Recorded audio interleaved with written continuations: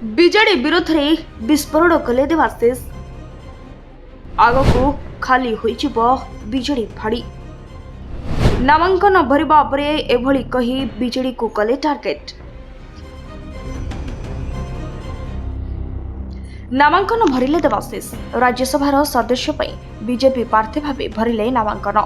ମୁଖ୍ୟମନ୍ତ୍ରୀ ମୋହନ ଚରଣ ମାଝୀ, ରାଜ୍ୟ ସଭାପତି ମନମୋହନ ସାମଲ, ଅନେକ ମନ୍ତ୍ରୀ ଓ ବିଧାୟକଙ୍କ ଉପସ୍ଥିତିରେ ବିଧାନସଭା ରିଟର୍ଣ୍ଣିଂ ଅଫିସରଙ୍କ ନିକଟରେ ନାମାଙ୍କନ ଦାଖଲ କଲେ ଦେବାଶିଷ ସାମନ୍ତରାୟ।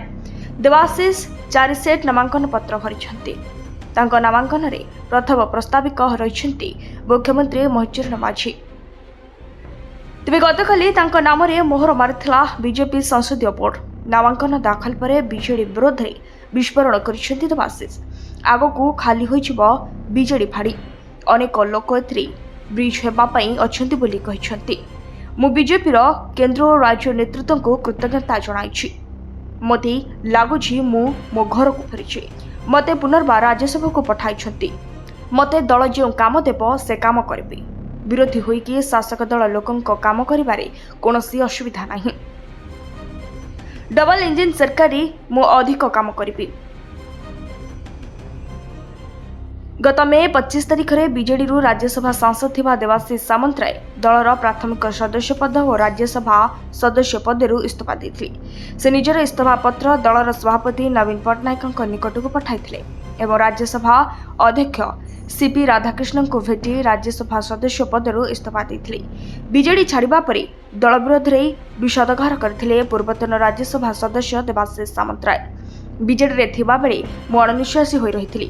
ନବୀନ ନିବାସକୁ ହଠାତ୍ ମୋତେ ଯିବାକୁ ମନା କରାଗଲା। ବିଜୁବାବୁଙ୍କୁ ଜାଣିନଥିବା ଲୋକେ କରିଛନ୍ତି ବିଜୁ ଫାଉଣ୍ଡେସନ। ବିଜୁବାବୁଙ୍କୁ ସମ୍ମାନ ଦେବାରେ ବିଜେଡି ଅସମର୍ଥ। ଏବେ ବିଜେପି ମୋତେ ଯେଉଁ କାମ ଦେବ ସେ କାମ ନିଶ୍ଚୟ କରିବେ ବୋଲି କହିଥିଲେ ଦେବାଶିଷ। ବିଜେଡି ଛାଡ଼ିବାର ଗୋଟିଏ ଦିନ ପରେ ମେ 26 ତାରିଖରେ ବରିଷ୍ଠ ନେତା ଦେବାଶିଷ ସାମନ୍ତରାୟ ବିଜେପିରେ ସାମିଲ ହୋଇଥିଲେ। ବିଜେପି ଦିଲ୍ଲୀ ମୁଖ୍ୟାଳୟରେ ପଦ୍ମ ଧରିଥିଲେ ଦେବାଶିଷ। ରାଜ୍ୟ ସଭାପତି ମନମୋହନ ସାମଲଙ୍କ ସହ ପ୍ରଭାରୀ ବିଜୟପାଲ ସିଂ ତୋମାରଙ୍କ ଉପସ୍ଥିତିରେ ବିଜେପିରେ ମିଶିଥିଲେ ଦେବାଶିଷ। ବିଜେପିରେ ଯୋଗଦେବା ପରେ ଦେବାଶିଷ ସାମନ୍ତରାୟ ପ୍ରଧାନମନ୍ତ୍ରୀ ନରେନ୍ଦ୍ର ମୋଦିଙ୍କୁ କୃତଜ୍ଞତା ଜ୍ଞାପନ କରିଥିଲେ।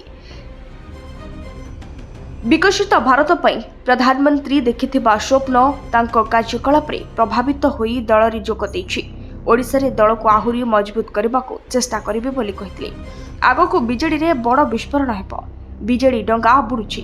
ଜୀବନ ବଞ୍ଚାଇବା ପାଇଁ ବଡ଼ ନେତା ସବୁ ବିଜେପିର ବଡ଼ ଡଙ୍ଗାକୁ ଲମ୍ବ ପ୍ରଦାନ କରୁଛନ୍ତି। ବିଜେଡି ସାଂସଦ ସଂଖ୍ୟା ଶୂନ ହୋଇଯିବ। ବିଜେଡି ସାଂସଦମାନେ ଆମ ଲିଙ୍କରେ ଅଛନ୍ତି। ବହୁ ନେତା ବି ଲିଙ୍କରେ ରହିଛନ୍ତି। ବିଜେଡି ଏବେ ନେତୃତ୍ୱବିହୀନ। 2024ରେ କ୍ଷମତା ଯିବା ପରେ ବିଜେଡିରେ କେହି ସୁରକ୍ଷିତ ମିଳୁନାହାନ୍ତି। ବିଜେପି ସରକାର ଲମ୍ବା ସମୟ ଧରି ଚାଲିବ ବୋଲି କହିଥିଲେ ବିଜେପି ସାଂସଦ ପ୍ରଦୀପ ପୁରୋହିତ। ଲୋକସଭାରେ ବିଜେଡିର ସଂଖ୍ୟା ଶୂନ ଥିବାବେଳେ ରାଜ୍ୟସଭାରେ ରହୁଛନ୍ତି ମାତ୍ର 5 ଜଣ ସଦସ୍ୟ। ଦେବାଶିଷଙ୍କ ପୂର୍ବରୁ ବିଜେଡିର 2 ରାଜ୍ୟସଭା ସଦସ୍ୟ ମମତା ମହନ୍ତ ଓ ସୁଜିତ କୁମାର ଦଳ ଓ ରାଜ୍ୟସଭା ସଦସ୍ୟ ପଦ ଛାଡ଼ିଥିଲେ। Bureau report, Satyakam news 24।